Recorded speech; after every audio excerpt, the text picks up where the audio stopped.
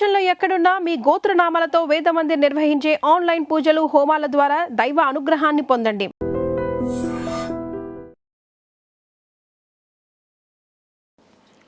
నమస్కారం గురుగారు. శ్రీమాత్రే నమః. శ్రీ గురుభ్యో నమః. గురుగారు, ఒక పదం అయితే రెగ్యులర్గా వింటుంటాం, దరిద్రం దరిద్రం అని చెప్పి.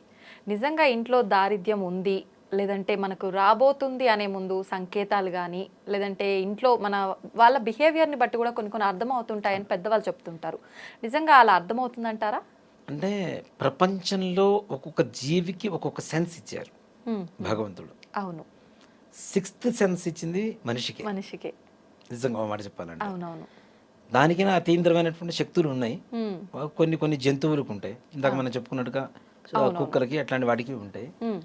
ఏది మంచి, ఏది చెడు, ఏది చేయాలి, ఏది చేయకూడదు, ఏం చేస్తే ఏమొస్తుంది అనేటువంటి ఒక విచక్షణ జ్ఞానం కలిగినటువంటి జీవి ప్రపంచంలో మానవ జీవి, మనిషి ఒక్కడే. దరిద్రం వస్తుందా రాదా, దరిద్రంతో బాధపడుతున్నామా లేదా, ఇవన్నీ ఏంటి అంటే మొట్టమొదటిగా స్వయంకృత అపరాధాలు, మనకు మనం చేసుకునేటువంటి తప్పులు. ముఖ్యంగా ఇప్పుడు శ్మశానంలో ఒక వ్యక్తి నివసిస్తూ ఉన్నాడు, వాడు కూడా ఆనందంగా ఉన్నాడు అంటే వాడు ఉండేటువంటి స్థలం కాదు, వాడికి ఉండేటువంటి ఆలోచన విధానం. కరెక్టే కదా. ఇప్పుడు 1000 కోట్ల రూపాయలు పెట్టి ఒక పెద్ద భవంతి కట్టించుకొని దాంట్లో ఉన్నవాడు అశాంతిగా ఉంటూ శ్మశానంలో ఉండేటువంటి కాటి కాపర మాత్రం ఆనందంగా ఉంటున్నాడు అంటే వాడు ఆలోచన విధానం అది. అంతే. ముఖ్యంగా మితం అమితం రెండూ ఉండాలి. ఆలోచన ఎక్కువగా ఆలోచించినా ప్రమాదమే, అసలు ఆలోచించకుండా వదిలేసినా ప్రమాదమే.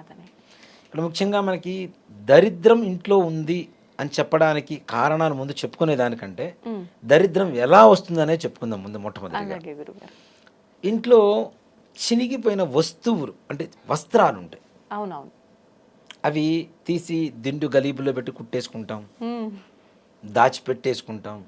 ఇంట్లో స్టవ్ దగ్గర గిన్నెలు దించడానికి పెట్టుకుంటాం, ఇంట్లో తుడుచుకోవడానికి పెట్టుకుంటాం. ఇది ఒక పెద్ద దరిద్రం. మొట్టమొదటి దరిద్రం అక్కడే ప్రారంభం అవుతుంది. బూజు ఎక్కువగా పడుతూ ఉంటుంది చూడండి. అకారణంగా బూజు దులిపేసిన ఒక 10 రోజులకు మరలా బూజు వస్తుంది. ఇది కూడా దరిద్రం ఇంట్లో రాబోతుంది, ఎక్కువ నిలవబోతోంది అని చెప్పడానికి చిహ్నంగా మారుతూ ఉంటుంది. అలాగే పగిలిపోయిన అద్దాలు, అద్దం పగిలిపోయి ఉంటుంది నిట్ట నిలువుగా, దాంట్లోనే చూసుకుని బొట్టు పెట్టుకుంటూ ఉంటాడు. నువ్వు దాంట్లో చూసుకుంటే ఇద్దరుగా కనపడుతున్నావుగా, దాంట్లోనే దరిద్రం ఏర్పడుతూ ఉంటుంది. పగిలిపోయిన అద్దాలు, అలానే పగిలిపోయిన వస్తువులు, ఈ పింగాణి కప్పులు, ఈ హ్యాండిల్స్ ఊడిపోయినవి కూడా ఇంట్లో వాడుకుంటుంటారు చాలా మంది. అవి కూడా దరిద్రమే. కప్పులనే కాదు, పింగాణి వస్తువులు ఏమైనా సరే అలాంటివి ఏవైతే ఉంటాయో అవి. దేవుడి పటాలు పగిలిపోయిన అద్దాలు పగిలిపోయినటువంటి ఉంటాయి అవి.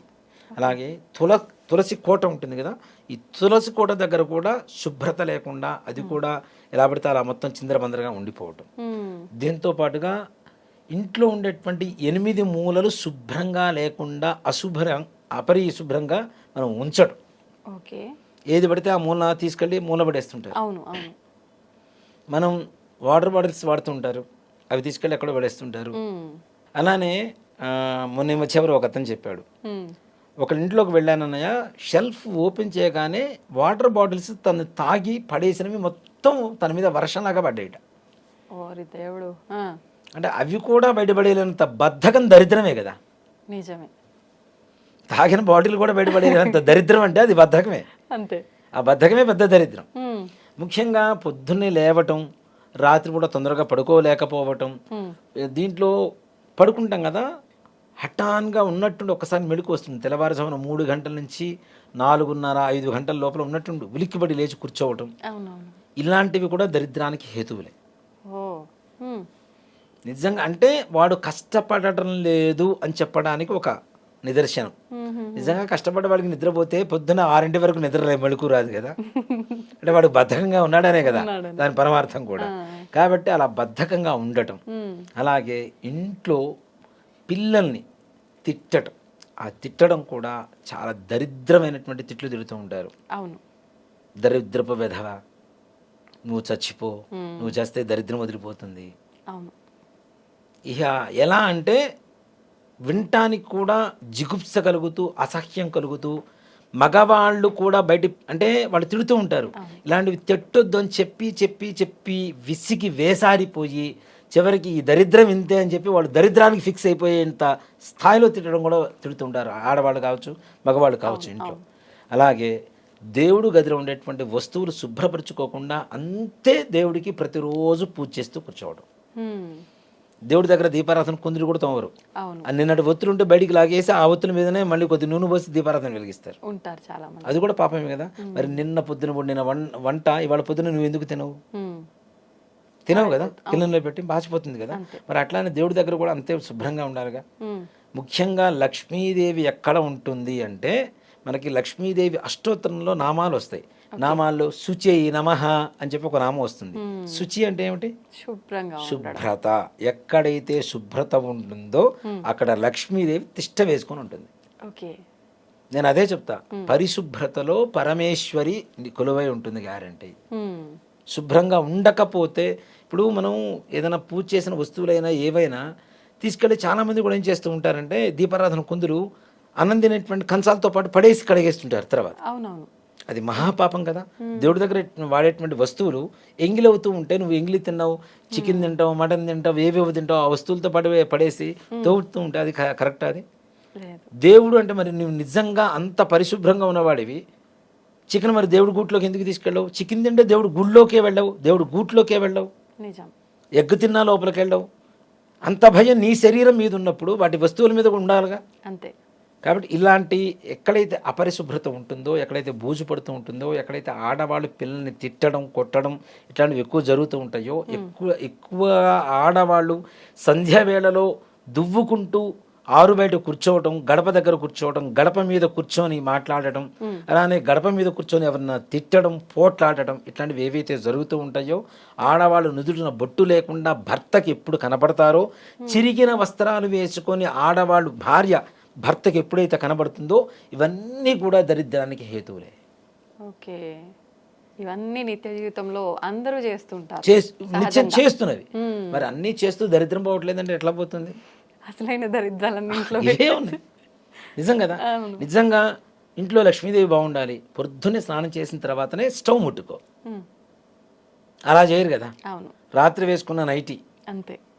ఇప్పుడు ప్రపంచంలో అనకూడదు కానీ ఎన్ని లక్షల రూపాయలు విలువ చేసేటువంటి పట్టు చీరలు కొన్నా అవన్నీ బీరువాలో మూలుగుతుంటాయి. కానీ ఒక 250 రూపాయలు, 400 రూపాయలు, 1000 రూపాయలు పెట్టుకున్న నైటీలు మాత్రం రోజు ధారణ చేస్తూ ఉంటాయి. అంతే. విరక్తి పుడుతుంటుంది. అది ఓ మాట చెప్పాను నిజం. అంటే నేను ఓ మాట చెప్తున్నానమ్మా, సంసారపరమైనటువంటి సంతోషాన్ని కానీ దాంపత్య జీవితాన్ని కానీ సరిగా అనుభవించలేకపోవడానికి కారణం కూడా ఈ నైటీలని చెప్తా. ఇవి సృష్టించిన వాడు ఎవడో కానీ ఇంతమంది జీవితాలను వినాశనం చేస్తున్నాడు. ఓకే, నిజంగానే. ఇప్పుడు మగవాళ్ళు ఇంటికి వచ్చేసరికి చక్కగా బొట్టు పెట్టుకొని, పూలు పెట్టుకొని, చీర కట్టుకొని భార్య ఎదురుగా వస్తే ఎంత ఆనందంగా ఉంటుంది. వాడు బయట నుంచి వాళ్ళ బాసు కష్టపెట్టింది, వాడు పడ్డ కష్టము అన్నీ 10 మైళ్ళు నడుచుకుంటూ వచ్చినటువంటి కష్టం కూడా మర్చిపోయేంత ఆనందం ఆడవాళ్ళ ముఖంలో మాత్రమే ఉంటుంది. ఆవిడే గృహలక్ష్మి. గృహలక్ష్మే సరిగా లేకపోతే గృహం ఎక్కడ ఉంటుంది? గృహంలో లక్ష్మీదేవి ఎక్కడ ఉంటుంది కదా. కాబట్టి ఇలాంటివి వాతావరణాలన్నీ కూడా మనం అవాయిడ్ చేస్తూ ఉండాలి తప్పనిసరిగా. మాటి మాటికి తిట్టడాలు, కొట్టడాలు. స్నానం చేసిన తర్వాత మాత్రమే అగ్నిహోత్రుడు కదా. ఇందాకేం చెప్పాం మనం, దీపారాధన చేసేటప్పుడు అగ్ని ఎవరి చేతిలో ఉంటుంది? ఆడవాళ్ళ చేతిలో ఉంటుంది. ఇక్కడ దీపారాధన మగవాడు చేయాల్సింది హోమం కాబట్టి మగవాడు దీపారాధన చేయాలని చెప్తున్నాం. అలాగే అంత పవిత్రమైనటువంటి అగ్నిహోత్రుని స్నానం చేయకుండా ముట్టుకుంటే ప్రపంచంలో ఏదైనా దహింపదగినటువంటి శక్తి ఎవరికి ఉంది? ఒక అగ్నిదేవుడికి మాత్రమే ఉంది కదా. చివరికి మనం వెళ్ళేది కూడా అగ్నిదేవుడితోనే. అంత శక్తివంతమైనటువంటి అగ్నిదేవుణ్ణి, అష్టదిక్పాలకుల్లో ప్రధానమైనటువంటి వాడు. ఆ ఎండ, వేడి, అగ్ని లేకపోతే మనం తినటానికి ఏమీ లేదు. ఒట్టి పచ్చికూరలు ఏమీ తినలేము. అన్నీ ఉన్నటువంటి అగ్నిదేవుడిని నువ్వు అపవిత్రం, పొద్దున్నే లేవగానే ఆయన అపవిత్రం చేస్తున్నావు. ఇంకోటి కూడా, రాత్రిపూట గిన్నెలు మొత్తం ఆ షింక్లో పడేస్తారు తినేసి, పొద్దున్నే లేచి కడుగుతానని. పెద్ద దరిద్రం అక్కడి నుంచి స్టార్ట్ అవుతుంది.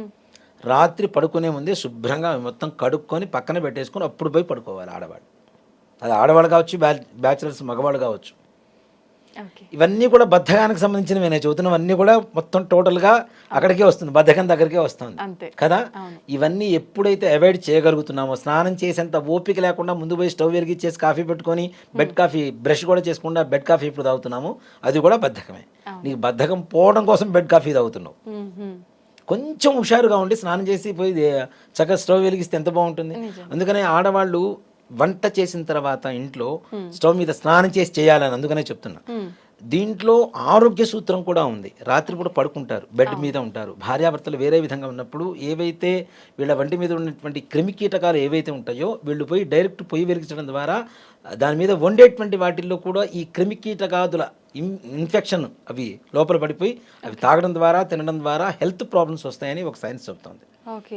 కాబట్టి అందుకనే స్నానం చేయమని చెప్తున్నారు.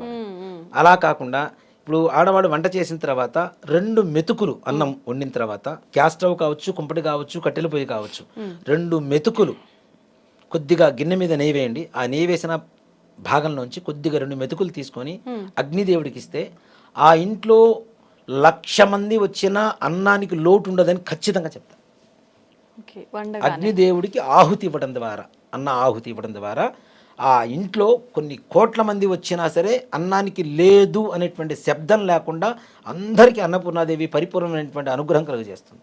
అది ఒక పెద్ద యాగం. ఒక మాట చెప్పాలంటే నిత్యం ఒక యాగం చేసినట్టే ఆడవాళ్ళు. వంట అంటేనే యాగం. ఆ యాగంలో అన్నాన్ని గనక మనం హవిస్సు గనక అగ్నిదేవుడికి ఇవ్వగలిగితే తప్పనిసరిగా ఆ ఇంట్లో అన్నపూర్ణాదేవి, మహాలక్ష్మీదేవి తిష్ట వేసుకొని కూర్చొని ఉంటారు. ఏ రకమైనటువంటి దారిద్ర్యము అనేటువంటి మాట లేకుండా చేస్తుంది. ఓకే.